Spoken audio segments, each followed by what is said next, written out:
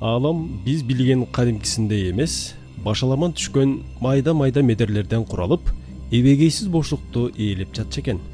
Жаратман Теңирдин жалгоосу менен медерлер өз ара кыймылдашып, жакындашып, жармашып, бир бүтүндүккө келет да топтой килкилдик пайда болот. Ага башка медерлер кошулуп, тай туягындай, анан ат туягындай, анан андан да чоңой баштайт. Ал айлана экиге ажырап, кыймылдуусу күн болуп, ийкемдүүсү жер болуп, ааламдан өз ордуларын табат. Ааламдын жаралышы. Теңир ата күн менен жерди жараткан соң, 7 кабат асмандан ар кимисин өз огуна орноштурат. Күн өзүнүн от күчүн билип алып, 7 кабат асманды жеке өзү ээлеп, бийлик кылгысы келет. Ички кубаты улам артып, оту бетине чыгып, жалыны менен жанындагыларды куйкалап баштайт. Жараткан Теңирдин "Ниетиңден кайт" деген буйругуна көнбөй, колуңдан келгенин кылып ал деп текеберленет. Ошондо Теңир ата 40 000 кулач мүйүздүү көк букасына минип, от теңирин өгүздүн мүйүзү менен челе баштайт.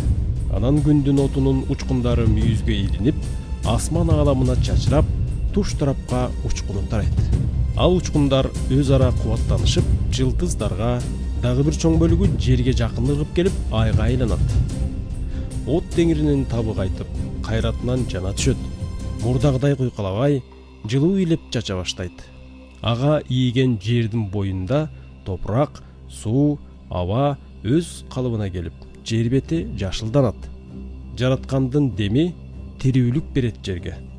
Ошентип өсүмдүктөр, жаныбарлар, анан да акыл эстүү адамзаты жарыкка келет. Адамзаты жерге Теңир эрки менен отурукташып, анын мыйзамы менен жашоо кечире баштайт. Жер бетиндегилердин баарына, кишилерге да от теңири күн таң эрте өз жарыгын чачып, күн бою табына жылытып, көгүмдө уясына кирип кетет. Ошондон күн тирүүлүк отуна айланып, кишилер аны эртелеп ак тилеги менен тосуп алганды адат кылышат. Ал эми Теңир ата 40 000 кулач мүйүзү бар көк букасына минип, чексиздикти кыдырат. Ааламдын тең салмагын кылдат сактап, теңдик мыйзамын жөнгө салат. Асман өлкөсүндө сан жетпеген жылдыздарда бизге билинбеген шаарлар бар. Ал шаарларда жашоо да бар. 88 чекке бөлүнүп, өз аталыштарына ээ.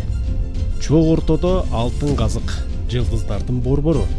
Ошондуктан баары аны айланчыктап, ага карай түздөнүшөт, кыймылга келишет. Жылдыздар алыс жакын дебей, чоң кичине дебей, жарык күңүрт дебей, өз ара ынтымак жашашат. Ар кимиси ар кандай касиетке ээ. Жердин жашоочулары жерге келгенден эле жылдыздарга абай салып, алыскы сапарга тартса, жылдыз карап жол таап, келечекти билейин десе, жылдыз санап, боло турганын болжоп жашап келишкен. Койчулар түнү короо кайтарганда жылдызга карап убакытты билишкен. Негизи кыргыздар жылдызга карап тилек айтышып, жылдыздар менен сырдашып жашашкан эл. Ошондуктан жылдыздарга ыр жомокторун көп арнашкан. Теңир атанын алтын казыгына аркандалган аргымактар. Ааламды жаратып бүткөндө Теңир ата учкул аргымактарын алтын казыкка аркандап, жер кезип жүргөн Жете баатырга кайтартып коет.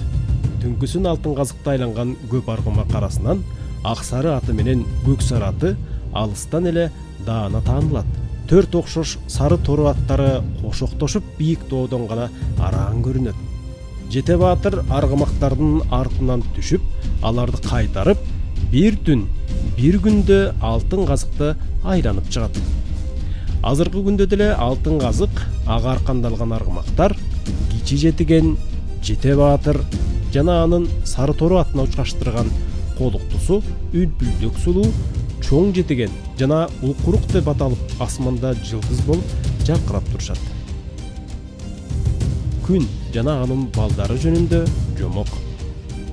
Теңир ата ааламды катмар-катмар жаратып, ал катмарлардын бардыгын бири-бирине байланыштырып жаратат. Ааламдагылар өз ара шайкештикте болуп, өз огунда жүрүшүн бузбай, башкасына зыян кылбай ынтымактуу жашайт. Баарынан улуусу, нурдуусу, кубаттуусу Күн хан. Ал адилеттүү, мээримдүү жана калыс болуптур. Асман өлкөсүн жылыга бир айланып чыгат экен. Айланасына жылуулугун тегиз чачып, адилет жашайт. Анын 8 уулу жана 1 кызы болот. Албетте, небери чөбүрө да көрөт. Эң кенже уулу, көкүрөк күчүгү Арзу атасына имерчиктеп жакын жашайт. Арзу таңында бир көрүнөт. Күн чыгар кезде жашынып калат, кечкисин күн батары менен сейилге чыгып, жылдыз толгондо кайра өз конушуна кирип кетет. Күн атанын эрке кызы Чолпон сулуу таң алдында асманга жарыгын чачып, көктү балбылдайт. Анын чырайына, ажарына көргөндөр суктанып карашат. Күн чыгары менен кызы Чолпондун нур жүзүнө аш назар өтпөсүн деп, өз жарыгы менен кызынын бетине үлбүрчөк тартат. Чолпон сулуу эриккенде күн кечтей сейилге чыгып, көңүл сергитет. Көргөндөрдүн көөнү бурулуп, көп карай беришкендиктен тажай бурула басып, көздөн кайын болот. Жер атасынын жолу менен жүрүп отуруп, асман өлкөсүн жылына бир тегеренип чыгат. Ал күндүн башка балдарынан камдуу. Ошого ааламдагы керектүү байлык, тирүүгө азыктын баарын өз боюна топтоп алган. Анда деңиздер мелмилдеп турат, дайралар шаркырап агат, ак жокулуу тоолор көктүрөп, токойлор жетилген. Мындай байлыктарга ээ болгону да жөн эмес. Анан да анын ортодо жайгашканы да болжо. Күнгө өтө жакын болсо, куйкаланып кетмек. Өтө алыс болсо, тоңуп калмак. Күн ата дагы уулу жер менен сыймыктанып, бүт ааламга сыймыктуу карайт.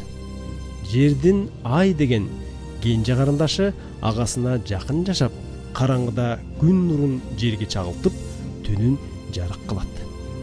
Күн тарапка жакындаганда айдын жарыгы азайып, күнгө туш болгондо, көрүнбөй 2-3 күн өткөндө, күн оясына киргенде жаадай болгон жаңырган ай көрүнөт.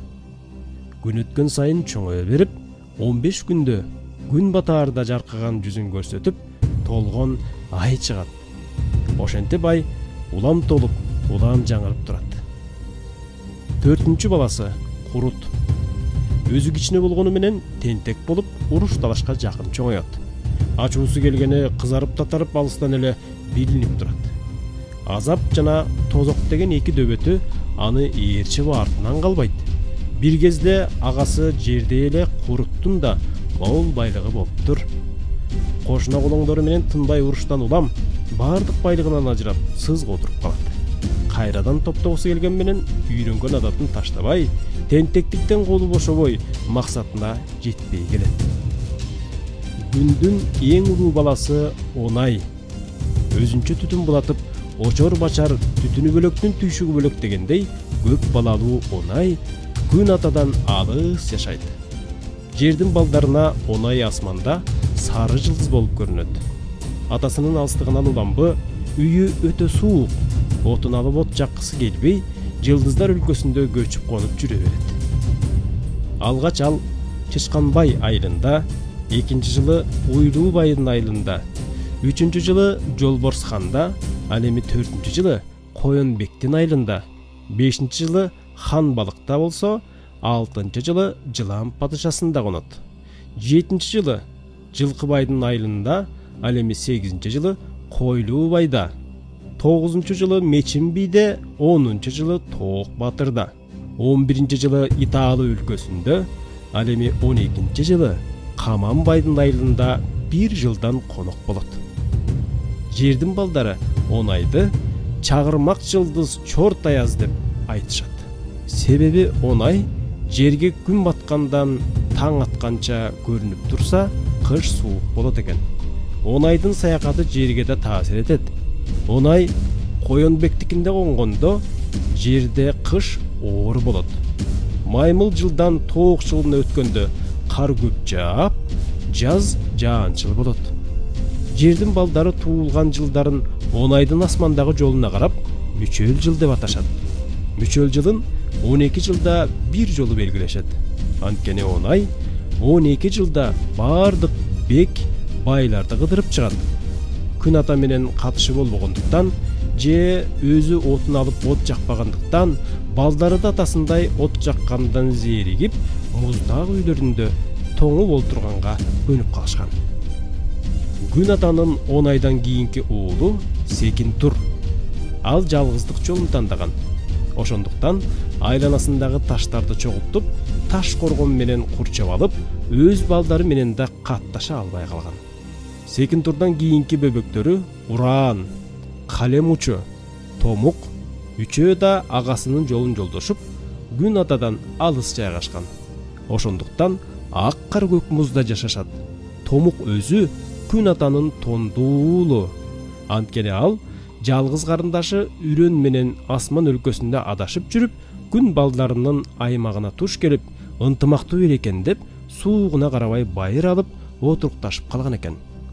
Күн ата нечен кылымдан бери балдарым өсүп өнсүн деген үмүт тилекте жарыгы менен жылуулугун баарына тегиз чачып, адилет, калыстыгынан жанбай жашап келет.